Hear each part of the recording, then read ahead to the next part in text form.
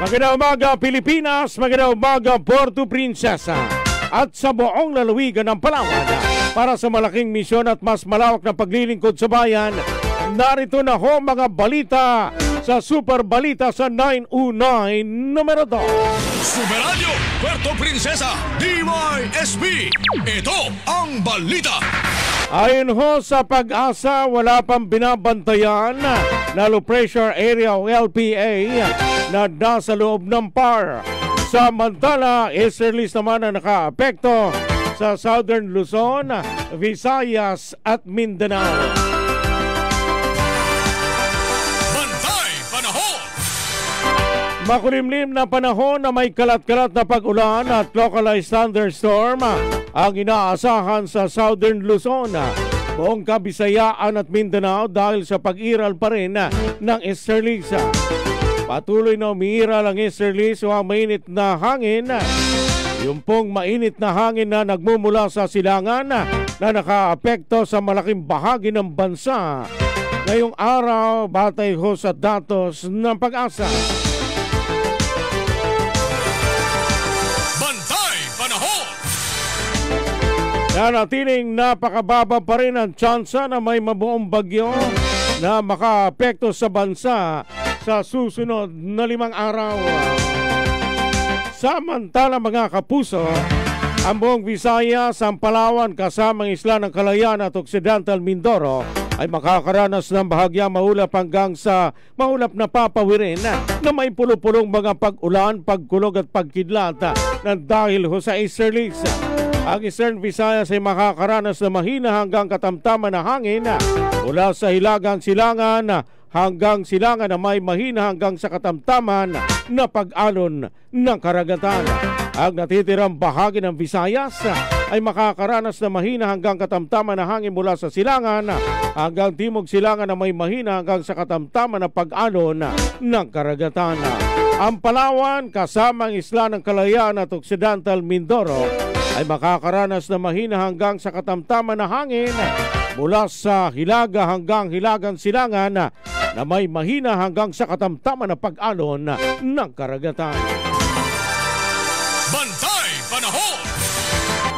Samantala sa iba pang balita, isang lokal na mambabatas na nanawagan na i-revoke ang kontrata ng Siquijor Island Power Corporation at Palawan Electric Cooperative sa 20 megawatts power supply agreement. Super Radio Local News. Lamihon natin ang detalye ng balitang yan, si Super JB Juanix. Sa detalye po ng balita, pasok!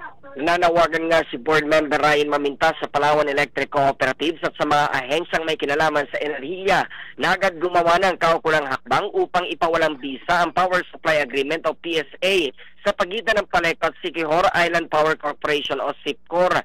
Ito ang nilalaman ng kanyang privilege speech sa isinagawang regular na sesyon kahapon, September 9, 2025. Ayon kay Maminta, wala pang nangyayari sa dapat sa 20 megawatts na isusupply ng SIPCOR sa Paleco makalipas ang 2 taon mula na magkaroon ng final decision ng Board of Directors ng Paleco na i-award ang kontrata sa naturang power provider. Kung hindi kikilos sa makinahukulan, maaari umunang magdulot ito ng malaking problema sa hinaharap na imbis na bumaba ay mas tumaas pa ang singil ng kuryente. Paliwanag ni Maminta, nag-ugat umanong lahat noong 2018 na magsimula ang competitive selection process ng Paleco para sa 20 megawatts power supply agreement. Noong 2021, hindi naprobahan ng BOD ng Paleco ang rekomendasyon ng Bids and Awards Committee o BAC para sa kontrata ng SIPCOR at ideklarang failure of bidding. Dahil dito noong 2022, kinasuhan ng SIPCOR ang Paleco na siyang kinatigan ng korte at pinagmulta ng 21.1 million pesos ang kooperatiba. Noong 2023, nilagdaan ng Paleco at SIPCOR ang isang memorandum of agreement upang bigyang bisa ang power supply agreement. Sa kabila ng umiiral na kontrata, wala umanong nagsimulang trabaho ang SIPCOR sa Palawan upang makatulong sa operasyon at pagbibigay ng enerhiya sa Paleco. Ayon pa sa bukal, tila hindi rin nasimulang itayo ang mismong planta ng SIPCOR sa Palawan. Aniya, ang SIPCOR rin umano ang dati nagpapailaw sa probinsya ng Siquijor, ngunit nagdeklara ng bankruptcy at nabigong makapag-supply ng kuryente sa naturang probinsya. Ako, si JB Wanich ng GMA Super Radio Palawan, dapat totoo.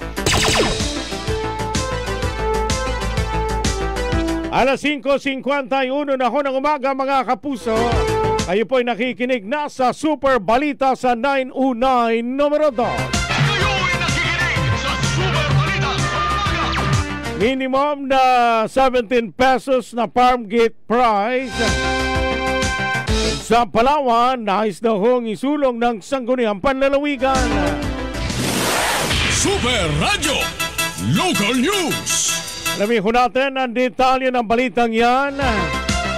Muling bumabalik si Super JB Juanic sa detalye ng balita. Pasok! Isinusulungan ni Board Member Ryan Maminta na lagyan ng minimum price ang bilihan ng palay sa mga magsasaka sa lalawigan ng Palawan. Ang naturang kahilingan ay nag-ugat sa isinagawang committee hearing kasama ang mga traders sa Palawan, kung saan napag-usapan ang kakayahan ng mga ito na bumili ng palay sa mga magsasaka sa minimum farm gate price na 17 pesos. Ayon sa bukal, kung tatanggapin ng mga traders ang panukala ay tiyak na hindi na madulugi ang mga magsasaka, ngunit dapat pa rin umanong pag-aralan ng mga magiging epekto nito, lalo na sa bintahan sa merkado, upang masiguro na hindi rin tataas ang presyo ng bigas. Sa kasalukuyan, ayon kay Maminta, nasa 12 pesos hanggang 13 pesos ang bilihan ng supply sa mga magsaka sa Palawan, na masyado umanong maliit para makabawi ang mga ito sa kanilang mga ginastos sa pagtatanim at pag-aani ng palay. Ako, si JB Wanich ng GMA Super Radio Palawan, dapat totoo. Ang balitang ito ay inihatid sa inyo ng Tanduay Light, gaan ng may kasama. Nagre-reklamo na naman ang ating po mga kababayan sa Barangay San Jose. Wala na naman daw kung kuryente. Tinatanong nila kung yan po ba'y bahagi pa rin ng testing and commissioning ng Delta P, mga kapuso. Nako, minumura na ho kayo ng ating po mga kababayan. Si Perbas, sabi niya, P.I.N.Y. Commissioning. Ang anak ko, nasira na yung kanyang TV dyan sa Patmosville, sa Tagboros. Tangnaw! Sabi ni Perbas, Samantala mga kaibigan, sa iba pang balita, supply ng mga pangunahing bilihin at mga kailangan sa Palawan walang kakulangan, at pagtaas sa presyo ayon po yan sa DTI. Super Radio Local News. Alamin ko natin ang detalye ng balitang yan, si Super June Vicer Bantaculo sa detalye ng balita. Pasok! Dadalatiling sapat ang supply ng mga pangunahing pangangailangan at bilihin sa lungsod ng Puerto Princesa at Palawan batay sa huling monitoring na kinasa ng Department of Trade and Industry. Sa impormasyon mula kay Ginong Wilson Paz ng DTI Palawan, walang naitalang paggalaw at ayon din sa itinakdang suggested retail price ang presyo ng mga produkto. Sa patrin ng supply ng asukal sa merkado at walang pagtaas. Sa presyo naman ng produkto petrolyo ay may kaunting paggalaw lamang sa gasolina at krudo ang kada litro. Ang presyo naman ng liquefied petroleum gas o LPG ay pumapalo sa 1,040 pesos ang kada 11 kilogram. Ako si June Vicer Bantaculo ng GMA Super Radio Palawan, dapat totoo. Alas 5:54 na ho ng umaga. Tuloy-tuloy pa rin po tayo mga kapuso sa ating ponggang mga balita.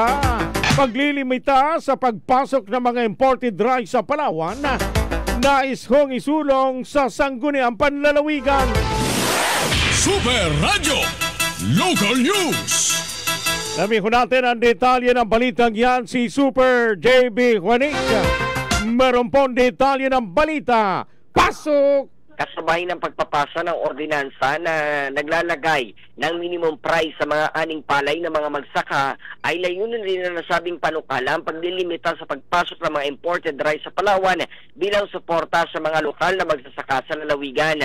Ayon kay Maminta, nais nitong pag-aralan at masunod sa lalawigan ng Palawan ang pansamantalang pagbabawal sa pagpasok ng mga imported rice mula sa iba't ibang mga bansa, alinsunod na rin sa executive order na inilabas ng Pangulong kamakailan kamakailan na nagsasaad na simula September hanggang October ay hindi muna papayagan ang pag-aangkat ng mga imported na bigas mula sa labas ng bansa. Gayun rin ang limitahan muna ang pagpasok ng mga imported rice mula sa ibang mga probinsya, lalo na't ayon sa Provincial Agriculture's Office ay mayroon umanong surplus o sobra-sobrang supply ang Palawan ng mga locally produced rice. Ang naturang ordinansa ay para umano sa mga magsaka sa lalawigan ng Palawan upang masuportahan ang kanilang mga ani at masolusyonan ang pagkalugi ng kanilang mga paningpalay nitong mga nagdaang mga sakuna. Ako, si JB Wanich ng GMA Super Radio Palawan, dapat totoo. Alas 5:56 na ho ng umaga. Balikan ko natin si Super June Vicer Bantaculo. Ito pong Puerto Princesa School of Arts and Trade at Uniworld NGO lumagda mga kapuso sa Memorandum of Agreement para sa pagsasailalim sa Filipino Sign Language Training na mga kawani ng PPSAT. Super Radio Local News. Alamin natin ang buong detalye ng balitang yan, Super June Vicer Bantaculo. Sa detalye ng balita, pasok! Nilagdaan ang isang memorandum of agreement sa pagitan ng Puerto Princesa School of Arts and Trade sa OPPSAT at ng Uniworld NGO para sa isasagawang Filipino Sign Language Training Program sa mga kawani ng PPSAT. Layunin ng training na ito na mabigyan na muna ng mas bukas at accessible na learning environment ang mga estudyanteng may kapansanan sa pandinig at mapalapit ang komunikasyon sa pagitan ng guro at mga mag-aaral. Matapos ang BOA, nagsagawa ng exploration meeting ang PPSAT at Uniworld NGO Palawan kasama ang Korea International Cooperation Agency o COICA na kilala sa kanilang commitment sa international development. Ang posibleng partisipasyon naman ng COICA at ang ay makatutulong sa pagbibigay ng resources at expertise upang mas mapalawak at mapaiting ang FSL na programa. Bukod dito, tinalakay din ang posibilidad na gawing opisyal na course offering ng sa PPSAT ang FSL o Filipino Sign Language na isang mahalagang hakbang para maisama ito bilang permanenteng bahagi ng kurikulum ng naturang paaralan. Ako si June Vicer Bantaculo ng GMA Super Radio Palawan, dapat totoo. Mga kaibigan, muli tumpakin niyo po ang mga orasan at tamang oras sa buong kapuluan. Alas 5:58 na ho ng umaga. Kayo'y nakikinig sa Super Balita sa umaga. Tuloy-tuloy po tayo sa pagtunghay sa ating pong mga balita. 3 panukalang resolusyon na iniakda ni Konsehal Victor Oliveros na may layunin makapagpatayo ng isang resilient building sa Tagboros High School. Aprobado na raw ho sa Sangguniang Panlungsod ng Puerto Princesa. Super Radio Local News. Lamin ko natin ang detalye ng balitang yan, si Super Rod Evangelista.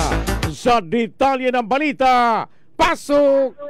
Aprobado na sa Sangguniang Panlungsod ng Puerto Princesa ang 3 panukalang resolusyon na iniakda ni Konsehal Victor Oliveros na siyang chairman ng Committee on Education sa Sangguniang Panlungsod na pawang naglalayon na makapagpatayo ng tinatawag na resilient building sa Tagboros High School sa Barangay Inagawan Sab dito sa lungsod. Una ay ang kahilingan kay Mayor Silveron na makapaglaan ito ng pondo mula sa Special Education Fund para magamit sa konstruksyon ng gusali. Pangalawa ay ang kahilingan kay Congressman Franz Vincent Legaspi ng Pinoy Workers Party List. Ganoon din kay Congressman Gil Acosta Jr. na makapaglaan din ng mga ito para sa naturang layunin. Ayon kay Konsehal Oliveros, malaking bagay daw para sa Tagbarungis High School ang pagkakaroon ng karagdagang gusali na magagamit ng mga estudyante ng nabanggit na paaralan. Ito dahil umano sa patuloy na pagdami ng mga mag-aaral, busod na rin ang pagdami ng mga residente ng Tagbarungis. Ako, si Rod Evangelista ng GMA Super Radio Palawan, dapat totoo. Mga kaibigan, kayo ho'y patuloy pa rin po nakikinig sa Super Balita sa 909 numero 2.